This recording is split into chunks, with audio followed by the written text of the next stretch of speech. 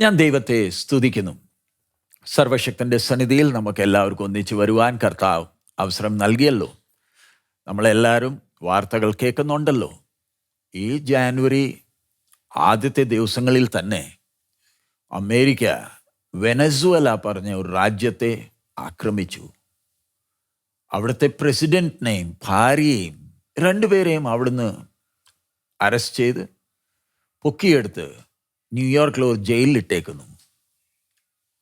ഈ ദിവസങ്ങളിൽ നമ്മൾ കേൾക്കുന്ന വാർത്തകൾ ഇത് സത്യമാണോ, അതോ നമ്മൾ വല്ല സ്വപ്നം കാണുവാണോ? നമ്മൾ ഇതിൻ്റെ മുമ്പേ ട്രംപ് വരുന്നതിന് മുമ്പേ തന്നെ പറഞ്ഞായിരുന്നു അവന് ഗ്രീൻലാൻഡ് വേണം. ഡാനിഷ്, ഡെൻമാർക്ക് അവിടുത്തെ ആൾക്കാർ പരിഹസിച്ചു, കളിയാക്കി. കഴിഞ്ഞ ദിവസവും കളിയാക്കി. പക്ഷേ ഇപ്പം അവർ പേടിച്ചിരിക്കുക. Cuba പേടിച്ചിരിക്കുക, Mexico പേടിച്ചിരിക്കുക. ഇനി ഏത് അടുത്ത നിമിഷം എന്തുവാ സംഭവിക്കാൻ പോകുന്നേ അറിയുന്നില്ലല്ലോ. വെനസ്വേലയുടെ പ്രസിഡന്റ് മദുറോയ്ക്ക് സ്വന്തം ആൾക്കാരുടെ പുറത്ത് വിശ്വാസമില്ലായിരുന്നു. അതുകൊണ്ട് ക്യൂബയുടെ സെക്യൂരിറ്റി ആയിരുന്നു അദ്ദേഹത്തെ സെക്യൂരിറ്റി കവർ കൊടുത്തുകൊണ്ടിരുന്നത്. ഒരു 50-60 പേരെ കൊന്നിട്ട് അമേരിക്ക ഒരു 2.5 മണിക്കൂറിനകത്ത് അവിടുത്തെ പ്രസിഡന്റിനെ ഭാര്യ സമേതം പൊക്കിയെടുത്തോണ്ട് പോയി. എണ്ണയുടെ പുറയാണ് ഈ വിഷയം പറയുന്നത്. അതുമാത്രമല്ല, ഈ ആഴ്ചയിൽ റഷ്യയുടെ 2 എണ്ണ കപ്പൽ അറ്റ്ലാന്റിക്കിൽ, ഒന്ന് കാരിബിയൻ സീൽ, മറ്റേത് അറ്റ്ലാന്റിക്കിൽ, അതിൽ അമേരിക്കൻ സൈന്യം അതിൻ്റെ അകത്ത് കയറി അതിനെ പിടിച്ചു. റഷ്യ അവരുടെ വാർഷിപ്സും സബ്മറീൻസും അയച്ചായിരുന്നു. നമ്മൾ ഈ വാർത്ത കേൾക്കുമ്പോൾ നമ്മളിൽ കേൾക്കുന്നത് വിശ്വസിക്കാൻ കഴിയുന്നുണ്ടോ? റഷ്യയും അമേരിക്കയും ഇത്രയും അടുത്ത് എത്തിയോ? വേൾഡ് വാർ 2, വേൾഡ് വാർ 1 ഇതൊക്കെ തുടങ്ങാൻ വലിയ വിഷയങ്ങളൊന്നുമില്ലായിരുന്നു. ചെറിയൊരു വിഷയം മാത്രമേ ഉള്ളായിരുന്നു. അറ്റ്ലാന്റിക്കിൽ റഷ്യയുടെ കപ്പലുടെ പുറേ അമേരിക്കൻ ഫോഴ്സസ് പോയത്. ലോകം സ്തംഭിച്ചിരിക്കുക. America India ആക്രമിക്കുമോ? ഇനി ഏത് രാജ്യത്തിനാ സുരക്ഷിതത്വമുള്ളത്? എതിർ ക്രിസ്തു വെളിപ്പെടാനുള്ള സമയം അടുത്തു. അതിന് മുമ്പ് ദൈവം നമുക്ക് ഒരവസരം കൂടെ നൽകിയല്ലോ. നമ്മൾ ദൈവശബ്ദം കേൾക്കുമ്പോൾ നമ്മളെ തന്നെ ശോധന ചെയ്യാം. നമ്മുടെ ഇന്നത്തെ വചന ധ്യാനത്തിനായി യെശയ്യാ പ്രവചനം 44-ാമത്തെ അധ്യായത്തിൻ്റെ 1 മുതൽ 5-ാമത്തെ വാക്യം വരെ നമുക്ക് വായിക്കാം. ഐസയ്യാ ചാപ്റ്റർ 44 വേഴ്സ് 1 to 5. നമുക്ക് ശ്രദ്ധയോട് ദൈവശബ്ദം കേൾക്കാം. ഇപ്പോഴോ എന്റെ ദാസനായ യാക്കോബേ, ഞാൻ തിരഞ്ഞെടുത്ത ഇസ്രായേലേ, കേൾക്ക. നിന്നെ ഉരുവാക്കിയവനും ഗർഭത്തിൽ നിന്നെ നിർമ്മിച്ചവനും നിന്നെ സഹായിച്ചവനുമായ യഹോവ ഇപ്രകാരം അരുളിച്ചെയ്യുന്നു: എന്റെ ദാസനായ യാക്കോബേ, ഞാൻ തിരഞ്ഞെടുത്ത യെശൂരൂനെ, നീ ഭയപ്പെടേണ്ട. ദാഹിച്ചിരിക്കുന്നിടത്ത് ഞാൻ വെള്ളവും വരണ്ട നിലത്ത് നീരൊഴുക്കുകളും പകരും. നിന്റെ സന്തതിക്ക് എൻ്റെ ആത്മാവിനെയും നിന്റെ സന്താനത്തിന്മേൽ എൻ്റെ അനുഗ്രഹത്തെയും പകരും. അവർ പുല്ലിൻ്റെ ഇടയിൽ നീർത്തോടുകൾക്കരികെയുള്ള അലരികൾ പോലെ മുളച്ചുവരും. ഞാൻ യഹോവയ്ക്കുള്ളവൻ എന്ന് ഒരുത്തൻ പറയും. മറ്റൊരുത്തൻ തനിക്ക് യാക്കോബിൻ്റെ പേരെടുക്കും. വേറൊരുത്തൻ തൻ്റെ കൈമേൽ യഹോവയ്ക്കുള്ളവൻ എന്ന് എഴുതി ഇസ്രായേൽ എന്ന് മറുപേരെടുക്കും. സോ ഇവിടെ നമ്മൾ പ്രാർത്ഥനയോട് ഈ വിഷയം ഒന്ന് ശ്രദ്ധിക്കാം. ഈ അധ്യായം തുടക്കത്തിൽ ദൈവാത്മാവ് ഏത് രീതിയിലാണ് സംസാരിക്കുന്നത്? വായിച്ച അതിൻ്റെ 1-ാമത്തെ വാക്യം. ഇപ്പോഴോ അവിടെ ഒന്ന് നിന്നേ. 43-ാമത്തെ അധ്യായം അത് അവസാനിക്കുമ്പോൾ ഒടുവിലത്തെ വാക്യം 43-28, ചാപ്റ്റർ 43 വേഴ്സ് 28. അതുകൊണ്ട് ഞാൻ വിശുദ്ധ മന്ദിരത്തിന്റെ പ്രഭുക്കന്മാരെ മലിനമാക്കി യാക്കോബിനെ ഉന്മൂലനാശത്തിനും ഇസ്രായേലിനെ നിന്ദയ്ക്കും ഏൽപ്പിച്ചിരിക്കുന്നു. സോ 28-ന്റെ തുടക്കത്തിൽ എഴുതിയേക്കുന്നത് അതുകൊണ്ട്, ഇംഗ്ലീഷിലാണെങ്കിൽ therefore. 22-ന്റെ 22-ാമത്തെ വാക്യം 43:22. എന്നാൽ എന്നാൽ യാക്കോബേ യാക്കോബേ, എന്നാൽ ഇപ്പോഴോ. 44 അതുകൊണ്ട്. എന്നാൽ ഇപ്പോഴോ. ഈ ഓരോ വാക്കിന് അർത്ഥമുണ്ടോ? ദൈവത്തിൻ്റെ ആത്മാവ് നമ്മുടെ ഭാഷയും തന്നെ ചില വാക്കുകൾ എടുക്കുമ്പോൾ, ദൈവത്തിൻ്റെ ആത്മാവിൻ്റെ സഹായം ഇല്ലെങ്കിൽ നമുക്ക് ദൈവശബ്ദത്തിൻ്റെ ഗൗരവം മനസ്സിലാക്കുവാൻ കഴിയത്തില്ല. ഞാനിപ്പോൾ മുമ്പേ പറഞ്ഞ പോലെ തന്നെ അമേരിക്ക, വെനസ്വേല, റഷ്യ, എണ്ണ, ഇതെല്ലാം വാർത്തകളാ.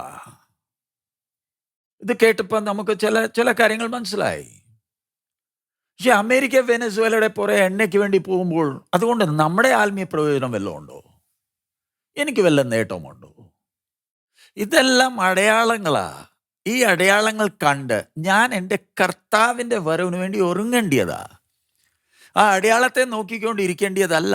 ചിലരുണ്ട് ജ്ഞാനം പ്രാപിക്കാൻ വേണ്ടി ഈ കാര്യങ്ങളെല്ലാം ഇനിയും വെനസ്വേലയിൽ അവിടെ എത്ര എണ്ണ ഉണ്ട്, എത്ര മില്യൺ ബാരൽ ഉണ്ട്, അതും ഇതും, അറ്റ്ലാന്റിക്കിൽ പോകുന്ന കപ്പൽ എവിടെ രജിസ്റ്റർ ചെയ്തായിരുന്നു, അതിൻ്റെ സ്പീഡ് എവിടായിരുന്നു, ഇതൊക്കെ നമ്മൾ അറിഞ്ഞിട്ട് കാര്യമില്ല. അതുകൊണ്ട് നമുക്ക് ആത്മീയ പ്രയോജനമില്ല. എനിക്ക് ഒത്തിരി അറിവുണ്ട്, എനിക്ക് ഒത്തിരി ജ്ഞാനമുണ്ട്, പക്ഷെ എൻ്റെ സ്വഭാവത്തിന് വല്ല വ്യത്യാസം വന്നു, എൻ്റെ ചിന്തയ്ക്ക് വല്ല വ്യത്യാസം വന്നു, എൻ്റെ ഇടപെടലിന് വല്ല വ്യത്യാസം വന്നു, ഞാൻ ക്രിസ്തുവിൻ്റെ തികവോളം ഞാൻ വളർന്നോ? സോ ഇവിടെ ദൈവത്തിൻ്റെ ആത്മാവ് 43 ഒടുവിൽ ഒന്നുകൂടെ ആ 28 വാക്യം വായിച്ചേ. അതുകൊണ്ട് ഞാൻ വിശുദ്ധ മന്ദിരത്തിന്റെ പ്രഭുക്കന്മാരെ മലിനമാക്കി യാക്കോബിനെ ഉന്മൂലനാശത്തിനും ഇസ്രായേലിന് നിന്ദയ്ക്കും ഏൽപ്പിച്ചിരിക്കുന്നു. ഇസ്രായേലിനെ, യാക്കോബിനെ ഉന്മൂലം നാശത്തിനും ഈ 43 അധ്യായത്തിൽ എത്ര ആശ്വാസം നമുക്ക്, അല്ലെങ്കിൽ ഇസ്രായേൽ ജനത്തിന് ദൈവം കൊടുത്തു. ഏത് രീതിയിലാ ദൈവം അവരെ ആശ്വസിപ്പിച്ചേ. പക്ഷേ ഒടുവിൽ അതുകൊണ്ട് therefore ഉന്മൂലൻ നാശത്തിനു വേണ്ടി ഞാൻ ഏൽപ്പിക്കുക. പക്ഷെ 44 അധ്യായം തുടങ്ങുമ്പോൾ ദൈവത്തിൻ്റെ സ്വരത്തിന് ഒരു വ്യത്യാസമുണ്ട്. ഇംഗ്ലീഷിലാണെങ്കിൽ യെറ്റ് നൗ ഹിയർ. ദൈവവചനത്തിൽ നിന്ന് ഓരോ വാക്കുകളെടുത്ത് നമ്മൾ ധ്യാനിക്കാൻ തുടങ്ങിയാൽ തന്നെ ഇരുന്ന് ദൈവത്തിൻ്റെ ആത്മാവ് ഓരോ വാക്കുകളുടെ ഗൗരവവും അതിൻ്റെ ആഴവും നമുക്ക് വെളിപ്പെടുത്തി തരുമ്പോൾ ദൈവത്തിൻ്റെ സാന്നിധ്യം നമ്മൾ അനുഭവിക്കാൻ തുടങ്ങും. നമ്മുടെ ജീവിതത്തിലും ആ ഭയം, ആ ആദരവും, എൻ്റെ പിതാവ് എന്നോട് സംസാരിക്കുന്ന രീതി. ഇവിടെ ദൈവം 44 തുടക്കത്തിൽ പറയുന്നത് yet now hear O Jacob my servant and Israel whom I have chosen. മലയാളത്തിൽ ഇപ്പോഴോ എൻ്റെ ദാസനായ യാക്കോബേ, ഞാൻ തിരഞ്ഞെടുത്ത ഇസ്രായേലെ കേൾക്ക. ഇവിടെ 1ഉം 2ഉം വാക്യങ്ങൾ എടുത്താൽ ദൈവം തൻ്റെ ജനത്തെ വിളിക്കുന്ന 3 പേരുകളുണ്ട്. യാക്കോബേ, ഇസ്രായേലെ, പിന്നെ 2ാമത്തെ വാക്യത്തിൽ യെസുരൂൻ. ദൈവത്തിൻ്റെ വിശുദ്ധ വചനത്തിൽ ഈ പേര് 4 പ്രാവശ്യമേ, ഡ്യൂട്രോണമി ആവർത്തന പുസ്തകത്തിൽ മാത്രമേ ഈ പേരെടുത്തിട്ടുള്ളൂ. 4 പ്രാവശ്യം, വേറെ എങ്ങുമില്ല. അടുത്തൊരു വിഷയം, യാക്കോബും ഇസ്രായേലും ഈ ദൈവജനത്തിൻ്റെ പിതാവിൻ്റെ പേരാ. യാക്കോബ് പറഞ്ഞ ഒരു വ്യക്തി ഉണ്ടായിരുന്നു, അബ്രഹാം, ഇസാക്കും, അതുവേണ്ടി യാക്കോബ്, അബ്രഹാമിൻ്റെ കൊച്ചുമോൻ.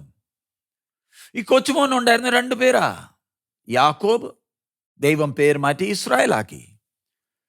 പക്ഷേ ഈ കൊച്ചുമോനെ ഒരിക്കലും യെശുറൂൻ എന്ന് ദൈവം വിളിച്ചിട്ടില്ല. ഇവിടെ ഈ കൊച്ചുമോന്റെ സന്തതികളെ യശ്രൂൺ എന്ന് വിളിക്കുന്നു. നമുക്ക് അതിൽ പോകുന്നതിന് മുമ്പേ ആദ്യമേ ദൈവം തൻ്റെ ജനത്തെ എന്തിനാ യാക്കോബേ എന്ന് വിളിക്കുന്നത്? ഇത് യാക്കോബിന്റെ തലമുറയില്ലയോ? ഇവരെ എന്തിനാ യാക്കോബേ എന്ന് വിളിക്കുന്നത്? കാരണം യാക്കോബും ഇസ്രായേൽ പറയുമ്പോൾ അത് പേരല്ല, അത് ആ വ്യക്തിയുടെ വ്യക്തിത്വത്തെയാ കാണിക്കുന്നത്. യാക്കോബ് ആ വ്യക്തിയുടെ വ്യക്തിത്വമായിരുന്നു.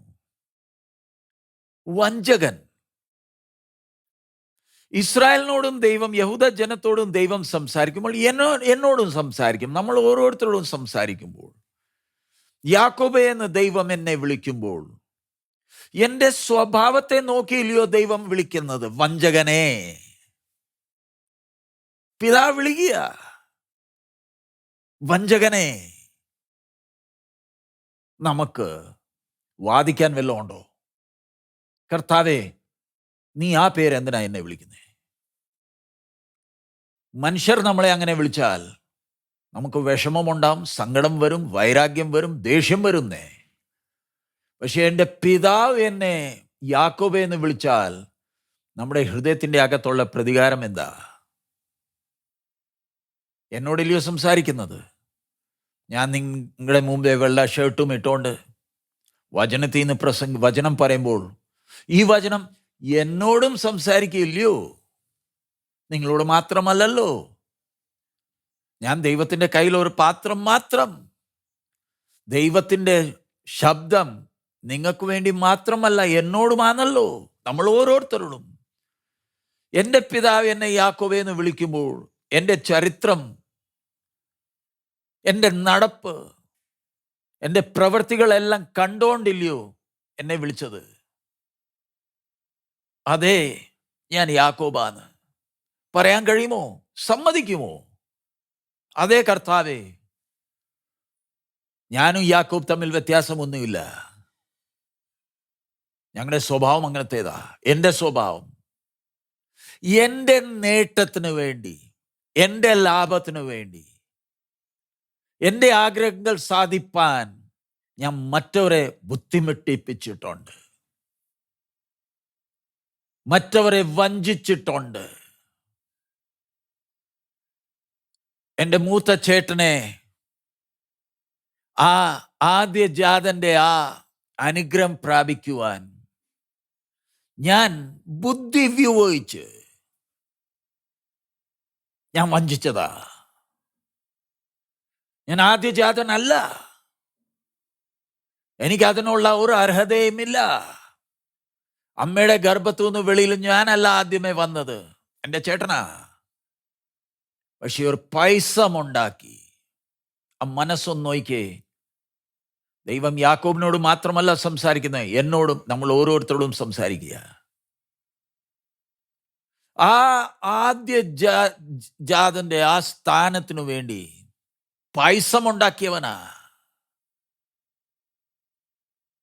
അതുമാത്രമല്ല, ഞാൻ അവിടെ നിന്നില്ല. എൻ്റെ സ്വന്തം പിതാവ് കണ്ണ് കാണുന്നില്ല. ഏശാവിൻ്റെ ആ രൂപം, ആ ശബ്ദം, വ്യാജം പറഞ്ഞുകൊണ്ട് അനുഗ്രഹം പിടിച്ചു വാങ്ങാൻ ബന്ധപ്പെട്ടവനാ. ആ അനുഗ്രഹം ഏശാവിന് പോകുന്നു പറഞ്ഞുകൊണ്ട് ഞാൻ ബന്ധപ്പെട്ട് വ്യാജം പറഞ്ഞ്, വേറെ വാക്കുകൾ ദൈവത്തിൻ്റെ ആത്മാവ് തന്നെ നമുക്ക് മനസ്സിലാക്കുവാൻ സഹായിക്കട്ടെ. ഞാൻ അങ്ങനത്തെ ഒരു വ്യക്തിയാ. ചേട്ടനെ വിട്, അപ്പനെ വിട്. ലൂസിൽ വീട്ടിൽ നിന്ന് ഓടുമ്പോൾ അവിടെയും ചെന്ന് ദൈവത്തിൻ്റെ മുമ്പേ പറയുന്ന വാക്കുകൾ, നീ എന്നെ അനുഗ്രഹിച്ചാൽ ഞാൻ എനിക്ക് ഉള്ളതിൻ്റെ 10ാമത്തത് ഞാൻ തരാം. ദൈവത്തോട് സംസാരിക്കുന്ന രീതി നോക്കിക്കേ. നീ എന്നെ അനുഗ്രഹിച്ചാൽ, യാക്കോബേ, വഞ്ചകനെ, ദൈവത്തോടും നീ ഈ രീതിയിലാ സംസാരിക്കുന്നത്. നീ തന്നെത്താനെ കുറിച്ച് ചിന്തിക്കുന്നത് എന്ത്? നീ ആര്? നീ ആര്? ദൈവത്തിന്റെ ആത്മാവ് നമ്മളോട് സംസാരിക്കുമ്പോൾ നമുക്ക് നമ്മളെ തന്നെ നീതീകരിക്കാൻ വല്ലതുമുണ്ടോ? അത് കഴിഞ്ഞിട്ട് അമ്മായിപ്പന്റെ വീട്ടിൽ ചെന്നു. അവിടെയും ചെന്ന് ചെയ്യുന്ന ഓരോ പ്രവൃത്തികൾ നമ്മൾ പെട്ടെന്ന് മുന്നോട്ട് പോന്നു. പക്ഷെ ജീവിതത്തിൽ ഒരു സമയം വന്നു, സമ്പാദിച്ചതെല്ലാം പോയി. ഏകനായി. ദൈവവും യാക്കോബ് തമ്മിലുള്ള ആ ഏറ്റുമുട്ടൽ. ഏകൻ. ദൈവം തന്നെ ഇറങ്ങി വന്നു യാക്കോബിനോട് മൽപ്പിടുത്തം ചെയ്യാൻ. സാധാരണ ആൾക്കാർ ചിന്തിക്കുന്ന യാക്കോബാ ദൈവത്തോട് മൽപ്പിടുത്തം ചെയ്തത് അല്ല, ദൈവമാ യാക്കോബിനോട് മൽപ്പിടുത്തം ചെയ്തത്. വചനം വായിച്ചു നോക്കണം, അവിടെ എഴുതിയേക്കുന്നത് എന്താ. ഇന്ന് ചിലർ യാക്കോബിനെ നോക്കി ദൈവത്തോട് മൽപ്പിടുത്തമാ, അനുഗ്രഹത്തിന് വേണ്ടി കാണിക്കുന്ന വിവരക്കേട്. വചനത്തിൽ ഓരോ കാര്യങ്ങൾ സ്പഷ്ടമായി എഴുതിയിട്ടുണ്ട്. പ്രാർത്ഥനയോട് വായിച്ചാൽ മാത്രമേ വചനത്തിന്റെ ആഴങ്ങൾ മനസ്സിലാകത്തുള്ളൂ. ചിലർ ദൈവത്തോട് മൽപ്പിടുത്തമാ, അനുഗ്രഹിക്കണമേ. അങ്ങനെ പിടിച്ചു വാങ്ങിയവരുടെ നടപ്പൊന്ന് നോക്കിയേ, മുടന്തനായിട്ടാണ് നടക്കുന്നത്. ഇനി മരണം വരെ മുടന്തന്മാരാ. ദൈവം ഇറങ്ങി വന്നു യാക്കോബിനോട് മൽപ്പിടുത്തം ചെയ്യാൻ. കാരണം നീ നിന്നെക്കുറിച്ച് ചിന്തിക്കുന്നത് എന്ത്? നീ ആരാണ്? നിന്റെ ദൃഷ്ടിയിൽ നീ ആര്? ഉള്ളതെല്ലാം പോയല്ലോ, ഇനി പറഞ്ഞേ. അത് കഴിഞ്ഞിട്ടില്ലയോ പേര് മാറ്റിയത്, ഇസ്രായേലാക്കിയത്. തൻ്റെ കുറവുകൾ മനസ്സിലാക്കിയപ്പം അവൻ ആരാണ്? നിന്റെ പേരെന്ത്? നീ ആരാടാ? തന്നെ പറഞ്ഞല്ലോ, ഞാൻ വഞ്ചകൻ. സമ്മതിച്ചോ? അതെ, ഞാൻ സമ്മതിച്ചു, ഞാൻ വഞ്ചകനാ. അന്നേരമാ പേര് മാറ്റിയത്. ദൈവത്തിൻ്റെ നമ്മളോടുള്ള ഇടപെടൽ. സർവജ്ഞാനി, സർവശക്തിമാൻ, നീതിമാൻ. ഞാൻ എൻ്റെ തനി സ്വഭാവം സ്വീകരിച്ചപ്പം എൻ്റെ പേര് മാറ്റി. അതുകൊണ്ടാ പറയുന്നേ, യാക്കോബിനെ ദൈവം ഇസ്രായേലാക്കി മാറ്റിയല്ലോ. ആ സ്വഭാവത്തിന് വ്യത്യാസം കൊണ്ടെന്നല്ലോ. ദൈവം നമ്മളെ ഓരോ സാഹചര്യങ്ങളിൽ നിന്ന് കടത്തി വിടുന്നത്, നമ്മളെ ബുദ്ധിമുട്ടിപ്പിക്കുന്നത്, നമ്മുടെ ജീവിതത്തിൽ ഈ വേദനകൾ ഇതെല്ലാം അനുവദിക്കുന്നത് ഇത് തകർക്കാൻ വേണ്ടിയല്ല, നമ്മളെ പണിയുക. നമ്മുടെ സൃഷ്ടിതാവിൻ്റെ ദൃഷ്ടിനോട്ടത്തിൽ നമ്മൾ എത്ര വിലപ്പെട്ടവരാ. നമ്മുടെ പിതാവിലെയോ നമുക്കൊരു തുടക്കമിട്ടത്, നമ്മളെ സൃഷ്ടിച്ചത് ഇസ്രായേലാക്കി മാറ്റി. എൻ്റെ രാജകുമാരനാ. രണ്ടാമത്തെ വാക്യം വായിച്ചേ, 44 രണ്ടാമത്തെ വാക്യം, വേഴ്സ് 2, 44 വേഴ്സ് 2. നിന്നെ ഉരുവാക്കിയവനും നിന്നെ ഉലവാക്കിയവനും ഗർഭത്തിൽ നിന്നെ നിർമ്മിച്ചവനും നിന്നെ സഹായിച്ചവനായ യഹോവ ഇപ്രകാരം അരുളി ചെയ്യുന്നു, എന്റെ ദാസനായ യാക്കോബേ, ഞാൻ തിരഞ്ഞെടുത്ത യെശൂരൂനെ നീ ഭയപ്പെടേണ്ട. അവിടെ നിന്നേ മൂന്നാമത്തെ പേര്. യാക്കോബിനെ ഇസ്രായേൽ ആക്കിയല്ലോ. യാക്കോബിന്റെ മരണസമയം വന്നപ്പം, അല്ലെങ്കിൽ അതിന്റെ തൊട്ടു മുമ്പേ നോക്കിക്കേ, യാക്കോബ് ഫറവോന്റെ മുമ്പേ നിൽക്കുമ്പോൾ ഫറവോനെ അനുഗ്രഹിക്കുക. ഈ യാക്കോബ് മരണക്കിടക്കയിൽ കിടക്കുമ്പോൾ തൻ്റെ മക്കളെക്കുറിച്ച് പ്രവചിക്കുന്നത്, ആ യാക്കോബിന്റെ അന്ത്യം, ആ ഇസ്രായേലിന്റെ അന്ത്യം, എത്ര വ്യത്യാസം വന്നു. നമ്മുടെ ജീവിതത്തിലും നമ്മൾ ഇന്ന് ഒന്ന് തിരിഞ്ഞു നോക്കിക്കേ. നമ്മൾ ഇന്ന് ആയിരിക്കുന്നത് ദൈവത്തിൻ്റെ കൃപയില്ലയോ? എൻ്റെ പിന്നാലെ എൻ്റെ സൃഷ്ടിച്ചവൻ എത്ര ബന്ധപ്പെട്ടിട്ടുണ്ട്. ഞാൻ ഭൗതിക കാര്യങ്ങളുടെ പുറകെ ഓടിക്കൊണ്ടിരുന്നവനാ. ബന്ധപ്പെട്ട് സാഹചര്യങ്ങൾക്ക് വ്യത്യാസം കൊണ്ടെന്ന് എൻ്റെ സ്വഭാവത്തെ രൂപാന്തരപ്പെടുത്തിയെടുക്കുക. സ്വർഗത്തിൽ ചെന്നാൽ നമുക്കാണോ കിരീടം കിട്ടേണ്ടത്? അതുകൊണ്ടില്ലയോ 24 മൂപ്പന്മാർ വെളിപ്പാട് പുസ്തകം 4-ാമത്തെ അധ്യായം നമ്മൾ കാണുമ്പോൾ അവരുടെ സ്വർണത്തിന്റെ കിരീടം അവർ താഴേട്ടേക്കുക. കാരണം ഞങ്ങൾ അതിനുവേണ്ടി യോഗ്യരല്ല. ഞാൻ ഇന്ന് അനുഭവിക്കുന്ന നന്മകൾക്കും ദൈവത്തിൻ്റെ കൃപയ്ക്കും കരുണയ്ക്ക് എനിക്ക് വല്ല അർഹതയുണ്ടോ? ഇതൊന്നും മനസ്സിലാക്കാത്തവനാ എനിക്ക് അനുഗ്രഹം വേണം എന്ന് പറഞ്ഞുകൊണ്ട് നടക്കുന്നത്. അതുകൊണ്ട് മനസ്സിൽ ചിന്തയും വരുന്നുണ്ട്, ഇവരുടെ അകത്ത് വീണ്ടും ജനനം നടന്നിട്ടുണ്ടോ? ഞാൻ ഇന്നായിരിക്കുന്നത് ദൈവത്തിൻ്റെ കൃപ. അവൻ എന്നെ എത്ര സ്നേഹിക്കുന്നു.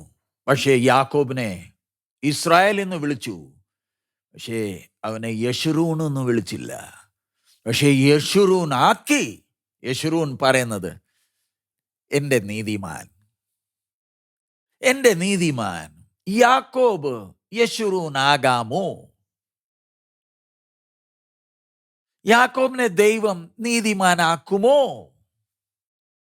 യാക്കോബിന്റെ മരണസമയം നമ്മൾ നോക്കുമ്പോൾ അവന്റെ സ്വഭാവത്തിൽ വന്ന വ്യത്യാസം.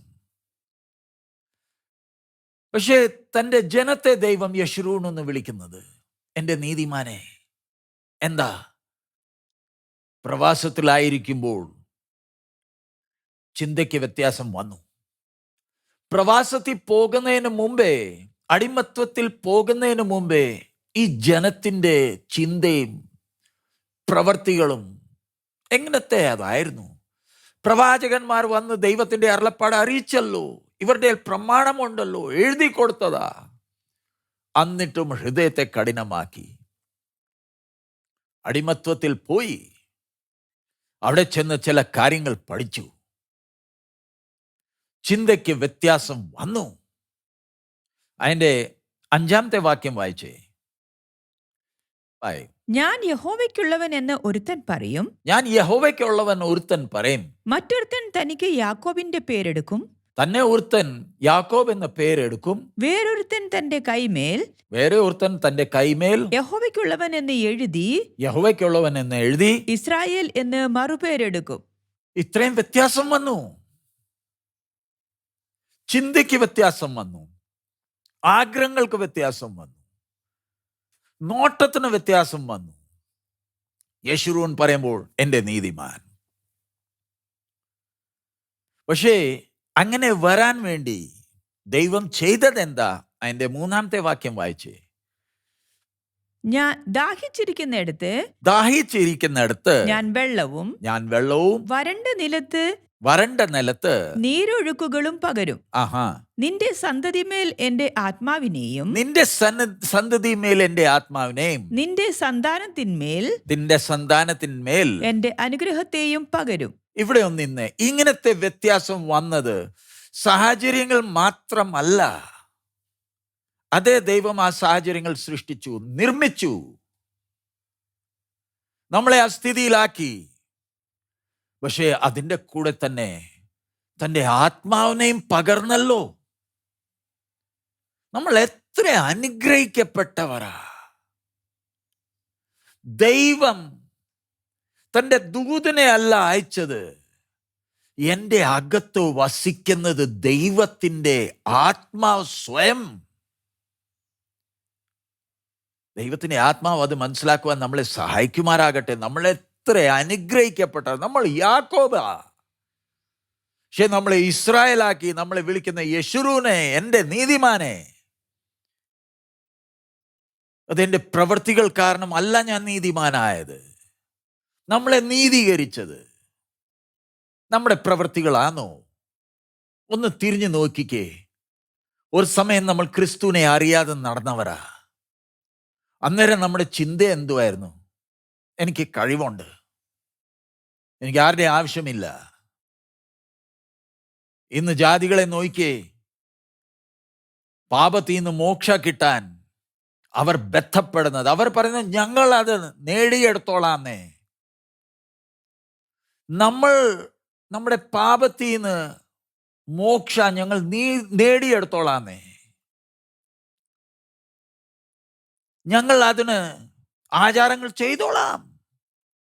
എത്ര പുണ്യയാത്രകൾ ചെയ്യണോ ഞങ്ങൾ ചെയ്തോളാം. ഉപവാസം എടുക്കണോ ചെയ്തോളാം. പുണ്യപ്രവൃത്തികൾ ചെയ്യണോ അത് ഞങ്ങൾ ചെയ്തോളാം. പറഞ്ഞാൽ മതി, ഞങ്ങൾ ചെയ്തോളാം. ഞങ്ങൾ നേടിയെടുത്തോളാന്നേ. ആരുടെയും സഹായം വേണ്ട. ഇന്ന് ചിലർ പറയുന്നുണ്ടല്ലോ, ക്രൂശിൽ ഒരുവൻ മരിച്ചുകൊണ്ട് നമുക്ക് എന്താ പ്രയോജനം? ക്രിസ്തുവിനെ പരിഹസിക്കുന്നവരുണ്ടല്ലോ. അതായിരുന്നു എൻ്റെ ചിന്ത. എനിക്ക് എല്ലാം കഴിയും. മനസാക്ഷി പറയുന്നുണ്ട്, നീ പാപിയാണെങ്കിലും ഞാൻ ദൈവത്തിൽ ആശ്രയിച്ചില്ല, എൻ്റെ കഴിവിൽ ആശ്രയിച്ചത്. പക്ഷേ ദൈവത്തിൻ്റെ ആത്മാവ് എൻ്റെ ഉള്ളിൽ പ്രവേശിക്കുന്നതിന് മുമ്പേ ദൈവത്തിൻ്റെ സാന്നിധ്യം ഞാൻ അനുഭവിക്കാൻ തുടങ്ങിയപ്പം, ശ്രദ്ധിക്കണം, ദൈവത്തിൻ്റെ ആത്മാവ് അകത്ത് പ്രവേശിച്ചില്ല. ദൈവത്തിൻ്റെ ആത്മാവിൻ്റെ സാന്നിധ്യം ഞാൻ അനുഭവിക്കാൻ തുടങ്ങിയപ്പം ഞാൻ ചിരിക്കുകയല്ലായിരുന്നു. എൻ്റെ ഹൃദയത്തിൻ്റെ അകത്ത് ഒരു കുറ്റബോധമാണ് വന്നത്. ആ നിമിഷം വരെ ഞാൻ നല്ലവനാന്ന് ചിന്തിച്ചവൻ, എൻ്റെ അകത്ത് ഒരു കുറ്റബോധം വന്നു. ഞാൻ പാപിയ, ഞാൻ നല്ലവനല്ല, ഞാൻ പാപിയ. എൻ്റെ നല്ല പ്രവൃത്തികൾക്ക് ഒന്നും ചെയ്യുവാൻ കഴിഞ്ഞിട്ടില്ല. അന്നേരം ആ ദൈവത്തിൻ്റെ ആത്മാവ് ക്രിസ്തുവിനെ കുറിച്ച് ആ പരിജ്ഞാനം എനിക്ക് തന്നത്. ഞാൻ പാപിയാണെങ്കിലും എനിക്ക് വേണ്ടി പാപമറിയാത്തവൻ എൻ്റെ സ്ഥാനത്ത് ദൈവത്തിൻ്റെ നീതി നിവർത്തിക്കാൻ വേണ്ടി തൻ്റെ പ്രാണനെ അർപ്പിച്ചു. ആ കാര്യം എനിക്ക് വെളിപ്പെട്ടപ്പം തന്നെ ഞാൻ ഉടനെ തന്നെ ചിരിക്കാനല്ല തുടങ്ങിയത്, ഞാൻ കരയാൻ തുടങ്ങി. കർത്താവേ, ഞാൻ സമ്മതിക്കുന്നു, ഞാൻ പാപി. എനിക്ക് വീട് വേണ്ട, വണ്ടി വേണ്ട, ജോലി വേണ്ട, വെളിയിലെങ്ങും പോകണ്ട. എൻ്റെ പാപത്തിൽ നിന്ന് ഒന്ന് ക്ഷമിച്ചാ മതി. വേറെ ഒന്നും എനിക്ക് വേണ്ട. ഞാൻ പാപിയാന്ന് ഞാൻ സമ്മതിക്കുന്നു. നീ എൻ്റെ കർത്താവും എൻ്റെ രക്ഷകനെന്ന് ഞാൻ സമ്മതിക്കുന്നു. കർത്താവേ, ഞാൻ ചിരിക്കുകയല്ലായിരുന്നു, ഞാൻ തുള്ളുവല്ലായിരുന്നു, ഞാൻ കരയായിരുന്നു. ഞാൻ സമ്മതിക്കുന്നു, ഞാൻ പാപിയാന്ന്. എനിക്ക് ജീവിക്കുവാൻ ഒരു അർഹതയുമില്ലെന്ന് ഞാൻ എൻ്റെ നാവ് കൊണ്ട് ഏറ്റു പറഞ്ഞ നിമിഷം തന്നെ ദൈവത്തിൻ്റെ ആത്മാവ് എൻ്റെ ഈ ഹൃദയത്തിൽ പ്രവേശിച്ചല്ലോ. യാക്കോബിൻ്റെ അകത്ത് ദൈവത്തിൻ്റെ ആത്മാവ്, അല്ലെങ്കിൽ ദൈവം തന്നെ പ്രവേശിച്ചു. ദൈവത്തിൻ്റെ ആത്മാവ് അകത്ത് പ്രവേശിച്ചപ്പം അനുഭവിച്ച ആ സമാധാനം, ആ സന്തോഷം, ആ പ്രത്യാശ വിവരിക്കാൻ കഴിയുന്നുണ്ടോ? ഓർമ്മയുണ്ടോ ആ ദിവസങ്ങൾ? നന്ദിയാൽ എൻ്റെ ഉള്ളം തുള്ളുന്നേ. നിന്റെ കൃപ ഞാൻ ഓർക്കുമ്പോൾ പാപിയായ എന്നെ നിന്റെ സന്തതിയാക്കി നീ മാറ്റി. എനിക്ക് നീ പ്രത്യാശ തന്നു. ഞാൻ ആത്മഹത്യ ചെയ്യാനല്ല ഓടിയത്, ദൈവത്തെ സ്തുതിക്കാൻ തുടങ്ങി. കണ്ണുനീർ നിറഞ്ഞു. പ്രാർത്ഥന കഴിഞ്ഞപ്പം അനുഭവിച്ച ആ സമാധാനം, ആ സന്തോഷം, അതിന്നും അനുഭവിക്കുന്നുണ്ടോ? ദൈവത്തിൻ്റെ ആത്മാവകത്ത് വന്നു. അതുകൊണ്ടാണ് ഇവിടെ എഴുതിയേക്കുന്നേ, For I'll pour water upon him that is thirsty. മലയാളത്തിൽ 3-ാമത്തെ വാക്യം, ദാഹിച്ചിരിക്കുന്നിടത്ത് ഞാൻ വെള്ളവും. ദാഹിച്ചിരിക്കുന്നിടത്ത് ഞാൻ വെള്ളവും. ഒന്ന് നിന്നേ. ഉണങ്ങിയ നിലത്തിൽ ഒന്ന് വെള്ളമൊഴിച്ചാൽ അത് ഒഴുകുമോ? അത് കാണാൻ പോലും ഇല്ല. കാരണം നിലം ഉണങ്ങിയിരിക്കുകയായിരുന്നു, വരണ്ടിരിക്കുകയായിരുന്നു. അതായിരുന്നു എൻ്റെ സ്ഥിതി. ദൈവത്തിൻ്റെ ആത്മാവ് അകത്ത് വന്നപ്പം സന്തോഷത്തോടെ ഞാൻ ദൈവത്തെ സ്വീകരിച്ചു. ആ സമാധാനം, ആനന്ദം ലോകത്തിന് ധനം കൊടുത്താൽ കിട്ടത്തില്ല. ഇന്ന് എങ്ങനെയെങ്കിലും ഇന്ത്യയിൽ നിന്ന് വെളിരാജ്യത്തിൽ പോകണമെന്ന് പറഞ്ഞുകൊണ്ട് ബന്ധപ്പെട്ട് പ്രാർത്ഥിച്ച് ഉപവാസത്തിരുന്ന് വീസയും കിട്ടി, എല്ലാം കിട്ടി. അതുകൊണ്ട് അവിടെ പോയിരുന്ന് ബന്ധപ്പെടുന്നത്. ഇങ്ങോട്ട് വന്നില്ലായിരുന്നെങ്കിൽ പിന്നെ നല്ലായിരുന്നു പറയുന്ന എത്ര പേരുണ്ട്. മടങ്ങി വരിക കുറേ പേര്. പക്ഷെ ദൈവത്തിൻ്റെ ആത്മാവകത്ത് വന്നപ്പം അനുഭവിച്ച ആ സന്തോഷം, ആ സമാധാനം, ആ പ്രത്യാശ ഉണങ്ങിയ നിലമായിരുന്നു. പക്ഷേ അത്രയും മാത്രമല്ല, ദൈവം അതിൻ്റെ താഴെ പറയുന്ന, ദൈവത്തിൻ്റെ ആത്മാ പറയുന്നത്, I'll pour my spirit upon thy seed and my and is thirsty and floods upon the dry ground. മലയാളത്തിൽ വരണ്ട നിലത്ത് നീരൊഴുക്കുകളും പകരും. വരണ്ട നിലത്ത് നീർ ഒഴുക്കുകൾ. അതിൻ്റെ അർത്ഥം ആ വരണ്ട സ്ഥലത്ത് ഇനി വെള്ളം ഒഴുകുക. അതിൻ്റെ അകത്ത് വെള്ളം പോയത് മാത്രമല്ല, ഇനി അതിൻ്റെ ആവശ്യത്തിൽ മീതെ വെള്ളം ഒഴുകുക. അതാ ദൈവത്തിൻ്റെ ആത്മാവ് അകത്ത് വന്നത്. എൻ്റെ അകത്ത് സർവശക്തൻ വസിക്കുന്നോണ്ടില്ലയോ ഞാൻ ദൈവത്തെ അറിയാൻ തപ്പി ഞാൻ പുണ്യ യാത്രകളിൽ പോകുന്നില്ലെന്നേ. ഞാൻ എങ്ങും പോയി കുമ്പിട്ട് ദൈവത്തെ നേടാൻ വേണ്ടി ഞാൻ ബന്ധപ്പെടുന്നില്ല. അകത്തൊരുവൻ വന്നൂന്നേ. എൻ്റെ സൃഷ്ടിതാവ്, എൻ്റെ രക്ഷകൻ എൻ്റെ കൂടെ ഉണ്ടെന്നേ. ഞാൻ അതുകൊണ്ട് ആ പടങ്ങളെ നോക്കി ഞാൻ അവിടെ കുമ്പിടാൻ പോകുന്നില്ല. ബിംബങ്ങളെ നോക്കി ഞാൻ എങ്ങും കുമ്പിടാൻ പോകുന്നില്ല. എൻ്റെ കൂടെ ഉണ്ടെന്നേ. ആ ദൈവത്തിൻ്റെ ആത്മാവ് അകത്ത് വന്നപ്പം അവിടെ കാര്യം നിൽക്കുന്നില്ല. ദൈവത്തിൻ്റെ ആത്മാവ് എൻ്റെ ജീവിതത്തിൻ്റെ നിയന്ത്രണം എടുത്തു. ഞാൻ എന്നെ തന്നെ ദൈവത്തിൻ്റെ സന്നിധിയിൽ, ദൈവമേ പിതാവേ എൻ്റെ സ്വഭാവത്തെ മാറ്റിയെടുക്കണമേ. എനിക്ക് ക്രിസ്തുവിൻ്റെ തികവോളം വളരണം. എൻ്റെ ചിന്തയ്ക്ക് വ്യത്യാസം വരണം, എൻ്റെ ആഗ്രഹങ്ങൾക്ക് വ്യത്യാസം വരണം, എൻ്റെ പദ്ധതികൾക്ക് വ്യത്യാസം വരണം. എൻ്റെ ഒരു കാര്യവും നടക്കണ്ട, നിൻ്റെ ഹിതം മാത്രം മതി എന്ന് പറഞ്ഞ് എന്നെ തന്നെ ദൈവത്തിൻ്റെ സന്നിധിയിൽ ഏൽപ്പിച്ചു കൊടുത്തപ്പം ദൈവത്തിൻ്റെ ആത്മാവ് എൻ്റെ ജീവിതത്തെ നിയന്ത്രണത്തിലെടുത്തു. അതിൻ്റെ അടയാളം ദൈവവചനത്തിനുള്ള ആ വിശപ്പ് വർദ്ധിച്ചുന്നേ. അടുത്തത് വിശുദ്ധിക്കുള്ള വാഞ്ച അകത്ത് വർദ്ധിക്കുന്നു. മൂന്നാമത്തത് ദൈവത്തെ സ്നേഹിക്കുവാനുള്ള ആ സ്നേഹം ഓരോ ദിവസം വർദ്ധിച്ചുകൊണ്ടിരിക്കുക. നാലാമത്തത് നശിക്കുന്നവരെ കുറിച്ചുള്ള ഭാരം എന്നെ ഭാരപ്പെടുത്തുന്നുണ്ട്. കർത്താവേ, ഇനി എത്ര ജനമുണ്ട് ഈ സത്യം അറിഞ്ഞിട്ടില്ല, അവരുടെ പിന്നാലെ എനിക്ക് ബന്ധപ്പെടണമല്ലോ. എനിക്ക് പൈസ കൊടുക്കുന്ന എല്ലാ വിഷയം എനിക്ക് ബന്ധപ്പെടണം, അവരും ഈ സത്യം അറിയണം. ഈ 4 കാര്യം അനുഭവിക്കുന്നവൻ, ഇത് അനുഭവിക്കുന്നത് എങ്ങനെ? ദൈവത്തിൻ്റെ ആത്മാവ് പൂർണ്ണ നിയന്ത്രണം എടുക്കുമ്പോൾ. ബാഹ്യമായുള്ള അടയാളമാ നമ്മൾ അന്യഭാഷയിൽ സംസാരിക്കുന്നത്. അന്യഭാഷയിൽ സംസാരിക്കുന്ന ബഹളം വെക്കാനല്ല, അയൽവക്കക്കാരെ ശല്യപ്പെടുത്താനല്ല, കുറെ കൈയും കാലും കുറെ ആടിയിട്ട് തുള്ളാനും ചാടാനല്ല അന്യഭാഷ തന്നേക്കുന്നത്. ദൈവത്തിൻ്റെ ആത്മാവ് വന്നേക്കുന്നത് യാക്കോബിനെ യശുറൂനാക്കാനാ, എൻ്റെ നീതിമാനാക്കാനാ. പക്ഷെ ഇന്ന് ചിലർക്ക് അന്യഭാഷ ആ ബഹളമേ ഉള്ളൂ. സ്വഭാവത്തിന് ഒരു വ്യത്യാസമില്ല. ദൈവത്തിൻ്റെ ആത്മാവ് പൂർണ്ണ നിയന്ത്രണം എടുക്കുമ്പോൾ വചനത്തിനുള്ള ദാഹം, വിശപ്പ് വർദ്ധിക്കും. വിശുദ്ധിക്കുള്ള വാഞ്ച കൂടും. ദൈവത്തെ സ്നേഹിക്കാൻ തുടങ്ങും. നശിക്കുന്നവരെ കുറിച്ചുള്ള ഭാരം വർദ്ധിക്കും. അങ്ങനെ ദൈവത്തിൻ്റെ ആത്മാവ് നമ്മുടെ അകത്ത് പ്രവർത്തിക്കുമ്പോൾ ക്രിസ്തുവിൻ്റെ സ്വഭാവം നമ്മളിൽ നിന്ന് വെളിപ്പെടാൻ തുടങ്ങും. അതാ യശുരൂൻ.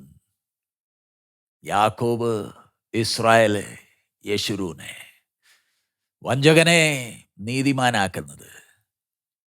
ദൈവം നമ്മളെ തെരഞ്ഞെടുത്തത് അവനെ ആരാധിക്കുവാനല്ല, നമ്മളെ നീതിമാൻ ആക്കാൻ. നമുക്ക് കിട്ടിയ നീതി നമ്മുടേതല്ലല്ലോ. ക്രിസ്തുവിൻ്റെ മരണത്തോട് നമ്മൾ ഏകീഭവിക്കുമ്പോൾ, യേശുവിനെ സ്വീകരിച്ചാൽ മാത്രം പോരാ. ദൈവത്തിൻ്റെ കൽപ്പന അനുസരിച്ച് ജലത്തിൽ ഇറങ്ങി മുങ്ങി പിതാവും പുത്രനും പരിശുദ്ധാത്മാവിൻ്റെ നാമത്തിൽ ഞാൻ സ്നാനമേൽക്കുമ്പോൾ ഞാൻ ക്രിസ്തുവിനെ ഇല്ലയോ ധരിക്കുന്നത്? ഞാൻ ഇതുവരെ സ്നാനപ്പെട്ടിട്ടില്ലെങ്കിൽ അതിൻ്റെ അർത്ഥം എന്താ? അതിൻ്റെ അർത്ഥം എന്താ? ക്രിസ്തുവിനെ ധരിച്ചവൻ ക്രിസ്തുവിൻ്റെ നീതിയില്ലയോ ധരിച്ചത്? നമ്മുടെ നീതി അല്ലല്ലോ. നമ്മളെ ദൈവം അനുഗ്രഹിച്ച ആ വഴികൾ, ആ കാര്യങ്ങളൊന്ന് ശ്രദ്ധിച്ചാൽ നന്ദി ചെയ്യുവാൻ, ദൈവത്തെ സ്തുതിക്കുവാൻ ദൈവം നമ്മളെ തെരഞ്ഞെടുത്തല്ലോ. നമ്മുടെ കണ്ണുകൾ അടയ്ക്കാം. ഹല്ലേലൂയ. 5-ാമത്തെ വാക്യത്തിൽ നമ്മൾ ശ്രദ്ധിച്ചല്ലോ, ഓരോരുത്തൻ അവൻ്റെ കയ്യിൽ യഹോവയുടെ പേരെഴുതുക. ഞാൻ ഇനി കർത്താവിനുള്ളവൻ, ഞാൻ എൻ്റെ കർത്താവിനുള്ളവൻ. ഞാൻ വഞ്ചകനായിരുന്നു. എൻ്റെ പഴയ കാര്യങ്ങൾ ഓർക്കുമ്പോൾ ലജ്ജയാ വരുന്നത്. കണ്ണ് നിറയുന്നു. പിതാവേ, നിന്റെ സ്നേഹത്തിനായി സ്തോത്രം. ഈ രക്ഷയുടെ അനുഭവത്തിനു വേണ്ടി ഞാൻ യോഗ്യനല്ല. ഹല്ലേലൂയ. ഞാൻ ആരായിരുന്നു? കൃപയാൽ നീ എന്നെ ആരാക്കി. നിന്റെ സ്നേഹത്തിനായി സ്തോത്രം. ആരാധിക്കുവാൻ കഴിയുമോ? ഹല്ലേലൂയ. ആരാധിക്കുവാൻ കഴിയുമോ? എൻ്റെ ഉള്ളം നന്ദിയാൽ തുള്ളുന്നുണ്ടോ? Hallelujah, hallelujah. കർത്താവേ, സ്തോത്രം, സ്തോത്രം, സ്തോത്രം. നമുക്ക് പ്രാർത്ഥിക്കാം.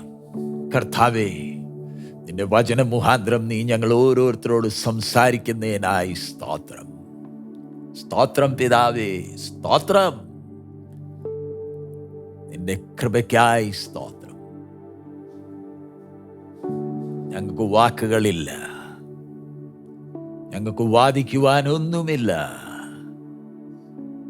നിന്റെ വിളിക്കായി സ്തോത്രം. തരുന്ന ദിവസങ്ങളിൽ നിന്റെ നാമത്തിന്റെ മഹത്വത്തിന് വേണ്ടി ജീവിപ്പാൻ, നിന്റെ വരവിന് വേണ്ടി ഒരുങ്ങുവാൻ ഞങ്ങളെ നീ സഹായിക്കണമേ. ഇതിൽ കൂടുതൽ ഞങ്ങൾക്ക് പറയുവാൻ വാക്കുകളില്ല.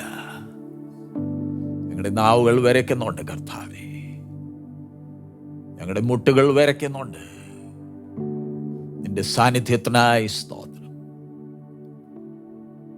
ഞങ്ങളെ കാണുന്നവൻ ക്രിസ്തുവിനെ മാത്രം കണ്ടാൽ മതി. എല്ലാ മാനമഹത്വം നിനക്കായി അർപ്പിക്കുന്നു. നീ ഞങ്ങളുടെ പ്രാർത്ഥന കേട്ടനായി സ്തോത്രം. കർത്താവേ, ഈ വരുന്ന ആഴ്ചയിൽ ഹൈദരാബാദിൽ ശുശ്രൂഷകന്മാരുടെ ക്ലാസ്സസ് ഉണ്ട്. ഞങ്ങൾ നിന്റെ വചനത്തിൻ്റെ മുമ്പേ വരുമ്പോൾ നീ ഞങ്ങൾ ഓരോരുത്തരോടും നീ സംസാരിക്കണമേ. അത് കഴിഞ്ഞിട്ട് ബാംഗ്ലൂരിൽ മീറ്റിംഗ്സ് ഉണ്ട്. പിന്നെ കേരളത്തിൽ കർത്താവേ ശുശ്രൂഷയുണ്ട്. എല്ലാ ശുശ്രൂഷകളിലും നിന്റെ നാമത്തിൻ്റെ മഹത്വം ഞങ്ങൾ ആഗ്രഹിക്കുന്നു. നീണ്ട യാത്രകളുണ്ട് കർത്താവേ. ഇന്നുവരെ നീ സഹായിച്ചു. ചെയ്തെല്ലാ നന്മകൾക്കായി സ്തോത്രം. നീ ഞങ്ങളുടെ പ്രാർത്ഥന കേട്ടനായി സ്തോത്രം. യേശുവിൻ നാമത്തിൽ തന്നെ ആമേൻ. പിതാവിൻ്റെ സ്നേഹം, പുത്രന്റെ കൃപയും പരിശുദ്ധാത്മാവിടെ കൂട്ടായ്മ നമ്മൾ ഓരോരുത്തരുടെ കൂടെ നമ്മുടെ കർത്താവിൻ്റെ വരവ് വരെ ഉണ്ടായിരിക്കുമാറാകട്ടെ. ആമേൻ. ദൈവം നമ്മളെ ഓരോരുത്തരെയും അനുഗ്രഹിക്കുമാറാകട്ടെ. ഞാൻ മുമ്പേ പ്രാർത്ഥനയിൽ പറഞ്ഞ പോലെ തന്നെ ഈ ബുധനാഴ്ച വരെ ഹൈദരാബാദിൽ കർത്താവിൻ്റെ ദാസിമാരുടെ ക്ലാസ്സസ് ഉണ്ട്. ആന്ധ്ര, തെലങ്കാന, ഒഡീസ, പിന്നെ മഹാരാഷ്ട്രയിൽ നിന്ന് കർത്താവിൻ്റെ ദാസിമാർ വരുന്നുണ്ട്. അവരുടെ ക്ലാസ്സസ് ഉണ്ട്. അത് കഴിഞ്ഞിട്ട് പിന്നെ ബാംഗ്ലൂരിൽ ഒരു ദിവസത്തെ മീറ്റിംഗ് ഉണ്ട്. വലിയ മീറ്റിംഗ് അല്ല, ഒരു ചെറിയ കൂട്ടായ്മയുണ്ട്. അത് കഴിഞ്ഞിട്ട് ഞങ്ങൾ കേരളത്തിൽ അടുത്ത ഞായറാഴ്ച ആകുമ്പോഴത്തേക്ക് ഞങ്ങളെത്തും. പിന്നെ ആ ആഴ്ച തൃശ്ശൂരിൽ കർത്താവിൻ്റെ ദാസന്മാരുടെ ക്ലാസ്സസ് ഉണ്ട് 3 ദിവസം. അത് കഴിഞ്ഞിട്ട് വിശ്വാസികളുടെ ക്ലാസ്സസ് ഉണ്ട്. നീണ്ട യാത്രകളുണ്ട്. നിങ്ങൾ ഞങ്ങൾക്ക് വേണ്ടി പ്രാർത്ഥിക്കുക. കർത്താവ് ഇന്ന് വരെ സഹായിച്ചു. ദൈവം ഏൽപ്പിച്ച ശുശ്രൂഷ വിശ്വസ്തയോട് അന്ത്യശ്വാസം വരെ ചെയ്തെടുപ്പാൻ നിങ്ങൾ ഞങ്ങൾക്ക് വേണ്ടി പ്രാർത്ഥിച്ചാൽ മതി. ദൈവം നമ്മളെ ഓരോരുത്തരെയും അനുഗ്രഹിക്കുമാറാകട്ടെ. നമ്മുടെ കർത്താവ് വേഗം വരാറായി. മാറാനാഥ.